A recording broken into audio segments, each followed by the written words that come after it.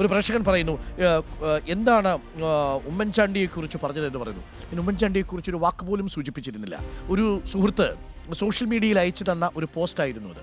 ആ പോസ്റ്റിലെ ചില വരികൾ ഉദ്ധരിക്കുകയായിരുന്നു. അത് ഉദ്ധരിക്കുന്ന സമയത്ത് തികച്ചും ഭൗതികവാദിയായ VS അച്യുതാനന്ദന് ഈശ്വരവിശ്വാസം ഉണ്ടോ എന്നൊരു ചോദ്യം പൽക്കാലത്ത് ചോദിച്ചിരുന്നു.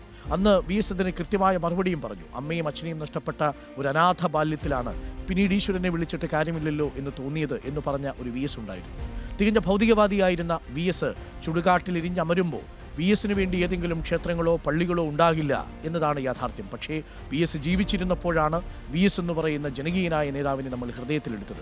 ഉമ്മൻചാണ്ടി അങ്ങനെ തന്നെയാണ്. ജീവിച്ചിരുന്ന സമയത്ത് ഉമ്മൻചാണ്ടി ഏറ്റവും ജനകീയനായ നേതാവായിരുന്നില്ലേ? കോൺഗ്രസിലെ ഏറ്റവും വാഴ്ത്തപ്പെട്ട നേതാവായിരുന്നില്ലേ? ജീവിച്ചിരിക്കുന്ന വേളയിൽ പോലും അത്രമേൽ ജനങ്ങളെ ചേർത്തുപിടിച്ച നേതാവാണ്. പക്ഷേ മരണശേഷം ഒരു നേതാവിൻ്റെ ഭക്തരായി തീരാനല്ല, ആ നേതാവ് നമ്മളിൽ കൊളുത്തിയ ആശയങ്ങൾ മുറുകെ പിടിക്കാനാണ് നമ്മൾ ശ്രമിക്കേണ്ടത്. പറഞ്ഞത് മറ്റാരുമല്ല, അത് അംബേദ്കറാണ്. രാഷ്ട്രീയത്തിൽ ആരാധന എന്നുള്ളത്, ഭക്തി എന്നുള്ളത് അടിമത്തത്തിൻ്റെ ലക്ഷണമാണ് എന്നാണ് സൂചിപ്പിച്ചത്. ഉമ്മൻചാണ്ടി നമുക്കൊക്കെ ജീവിക്കുന്ന കോൺഗ്രസ്സുകാർക്ക് ഒരു പ്രചോദനമല്ലേ? എല്ലാ നേതാക്കൾക്കും ഒരു പ്രചോദനമല്ലേ? കാര്യത്തിൽ ആർക്കാ സംശയം? പക്ഷേ അതിൻ്റെ പേരിൽ ആരാധനാലയങ്ങൾ ഉയരുന്നതോ അതൊരു ഭക്തിയായി മാറുന്നതിനോ പിന്നിൽ അതൊരു അടിമത്തമാണ് എന്ന് വിശേഷിപ്പിച്ചത് അംബേദ്കറാണ്. ആ നിലപാടാണ് എനിക്കുള്ളത്. അത് തുറന്നു പറയുന്നതിന് എന്താ ബുദ്ധിമുട്ട്? തീർച്ചയായിട്ടും അങ്ങനെ തിരിച്ചും വിശ്വാസികളായ മനുഷ്യർക്ക് അങ്ങനെ ചിന്തിക്കാവുന്നതേ ഉള്ളൂ. അത് ഓരോരുത്തരുടെയും വിശ്വാസമാണ്. ആ അഭിപ്രായം പറഞ്ഞു എന്ന് മാത്രമേ ഉള്ളൂ.